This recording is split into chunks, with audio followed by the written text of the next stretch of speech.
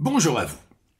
Bernard Mandeville est un philosophe, économiste et médecin néerlandais du tout début du XVIIIe siècle. Un penseur aujourd'hui un peu oublié qui naît dans une famille protestante d'origine française. Dès 1703, alors qu'il s'est installé définitivement à Londres, il traduit en anglais les fables de La Fontaine, et c'est une dizaine d'années plus tard qu'il va publier un conte politique et animalier intitulé La fable des abeilles, qui fera dans un premier temps scandale avant de rencontrer un succès retentissant. Si ce tout petit livre fait scandale, c'est que Mandeville y affirme que ce sont nos vices et non nos vertus qui sont utiles à la société. Une déclaration a priori choquante qui lui vaudra d'être considéré par l'Église d'Angleterre comme un personnage pervers et diabolique, cette infamie étant gravée jusque dans son nom, décomposé alors en Man Devil. Et si le livre connaît ensuite un succès manifeste, c'est qu'il esquisse des conceptions très neuves en termes de psychologie sociale et qu'il préfigure le principe de l'économie de marché, qui sera bientôt théorisé par les grands penseurs du libéralisme économique.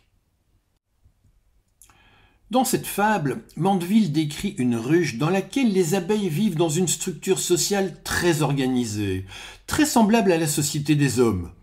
Elles possèdent leurs lois, elles connaissent la science et la technique ainsi que la division du travail. Quand certaines abeilles vivent très confortablement sans devoir fournir d'efforts, d'autres sont contraintes à travailler nuit et jour. Dans cette ruche, chaque couche de la société a ses vices et chaque individu agit dans son propre intérêt. Les abeilles médecins s'intéressent davantage à leur réputation qu'à la qualité des soins. Les abeilles prêtres sont paresseuses et avares. Les abeilles soldats sont lâches. Les abeilles ministres préfèrent l'enrichissement personnel à l'intérêt général. Bref, chacune des abeilles a de mauvais penchants, mais c'est précisément grâce à eux que chacune contribue à sa manière à la prospérité de la ruche. Car le vice est utile d'un point de vue économique. Le vol et les crimes occupent la police et les magistrats, le goût du luxe des riches donne du travail aux pauvres, l'envie stimule le commerce et l'industrie, la gourmandise dynamise le secteur des auberges et des restaurants, et ainsi de suite. Et pourtant, malgré cette prospérité générale, les abeilles ne sont pas heureuses et elles passent leur temps à se plaindre des vices des autres, si bien qu'un jour, le dieu Jupiter, fatigué par toutes ses lamentations et ses jérémiades, décide de transformer la ruche en un lieu en tout point honnête et vertueux.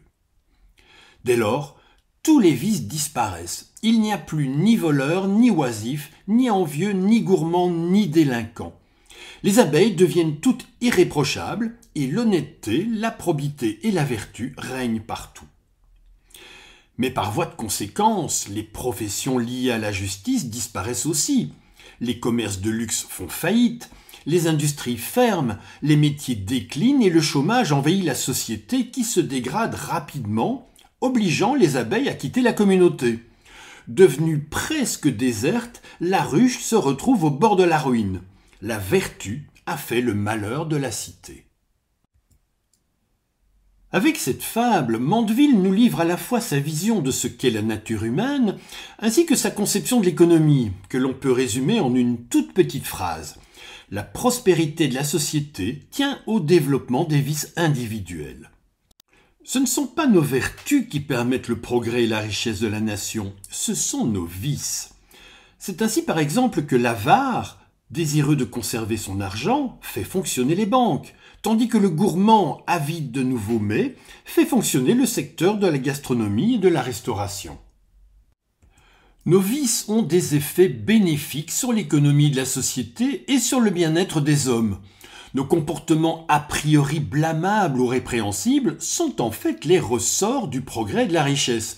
Autrement dit, les défauts des individus fabriquent du bien commun.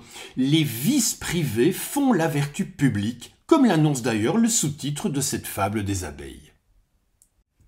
Cette petite phrase « les vices privés font la vertu publique » résume à elle seule la thèse de Mandeville, qui soutient qu'une société ne peut pas être en même temps morale et prospère, et que le vice individuel, entendu comme la recherche de son intérêt propre, est la condition de la prospérité et du bien-être. De façon générale, chaque personne n'est motivée que par son seul intérêt, par le désir de richesse, de luxe et d'abondance, Et c'est ainsi que l'égoïsme, qui est pour Mandeville une des caractéristiques principales de l'espèce humaine, provoque une forme de compétition des uns et des autres, une compétition qui contribue à la richesse des nations. La thèse que Mandeville défend ici n'est ni plus ni moins celle du libéralisme économique. 300 ans plus tard, la fable des abeilles nous invite encore à réfléchir.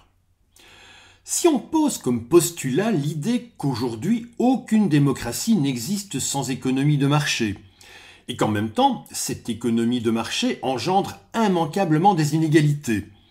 Dès lors, si, comme Jupiter, nous avions la capacité de faire disparaître tous les maux de la Terre, tous les défauts et tous les vices des hommes, devrions-nous le faire ? Devrait-on prendre le risque de nuire à la prospérité d'une société dont on nous dit par ailleurs qu'elle est un paradis ? Mais est-ce vraiment un paradis ?